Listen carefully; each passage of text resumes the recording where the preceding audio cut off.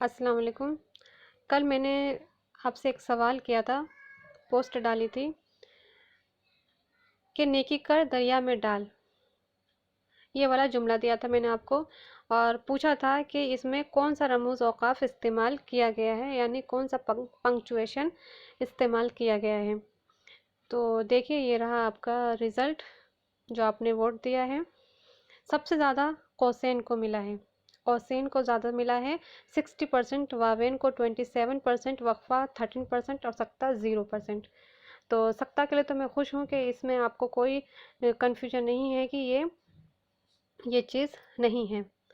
लेकिन आपका रिज़ल्ट से मैं बहुत ही ना मतलब निराशा हुई है, मायूसी हुई है आपके जो आपने जवाब दिया है, क्योंकि ये जवाब बिल्कुल ही गलत है। 60% आपने कोसेन को दिया है, यानी इससे अंदाज़ा लग रहा है कि आप बच्चे कितनी क्लास में अटेंटिव होते हैं, कितना ध्यान देते हैं। आप बिल्कुल भी ध्यान नहीं दे रहे हैं आप बच्चे। अगर आपको पास होना है तो प्लीज़ जो मैं समझाती हूँ उसको समझिए, वरना जैसे आपने यहाँ पे आंसर गलत दिया है तो वहाँ भी आप जाके यही आंसर करते हैं। ठीक, तो क्वेश्चन बिल्कुल गलत आंसर है। जो सेकंड ऑप्शन है वावेन, ये इसका सही जवाब था। वावेन कहते हैं इन्वर्टेड कोमास को। आपको ये दिख रहा होगा, नेकी कर दरिया में डाल, इसमें इन्वर्टेड कोमा लगा हुआ है, तो इसको वावेन कहते हैं, उर्दू में वावेन कहते हैं। ठीक है, एक ये आप देखिए, ये मैंने लगा रखा है। ये जुमला मिला था आपको कि इसमें पूछा गया था कि इसमें कौन सा रमूज़ औक़ाफ़ है, तो सही आंसर है वावेन।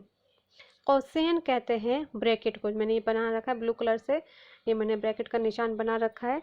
तो कौसेन कहते हैं ब्रैकेट को, याद रखिएगा। अब से ये आपके जहन में बैठ जाएगा, क्योंकि आपने एक बार गलती कर ली है, तो आप जो है अब आपको याद रहेगा कि वावेन कहा जाता है इन्वर्टेड कॉमास को, और कोसेन का मतलब होता है ब्रैकेट, कोसेन का मतलब होता है ब्रैकेट।